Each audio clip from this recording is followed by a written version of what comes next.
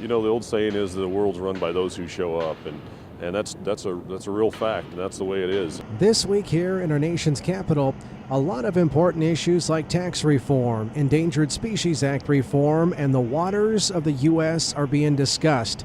And even though markets are important, most ranchers would agree it's federal regulation that threatens their livelihoods. We all back at home know how we want to manage our farms and ranches, we just want the government to get out of the way. So that's why we're back here is making sure that we can manage our resources the way we see fit, and we can operate and market our calves and market our grain and everything else the way we see fit. With shipping season now underway back home, another important policy issue that the NCBA is working on involves new federal regulations for those who transport livestock to and from market.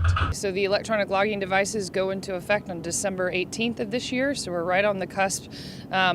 We have realized that with these devices coming into place that we have an even greater need for flexibility on the hours of service. The devices we certainly have concerns with, but we also realize that as an industry that's hauling live animals, we have a greater need than those who are simply hauling boxes of goods. For organizations like the NCBA, their policy is set at the grassroots level by ranchers like those in Montana. If you don't like the way things are, you got to be involved in some sort of change, and the way to do that is through a collective voice of the industry, and the way to do that is through the policy process. So when it comes to key legislative priorities for the U.S. beef cattle industry, the work never stops back here on Capitol Hill.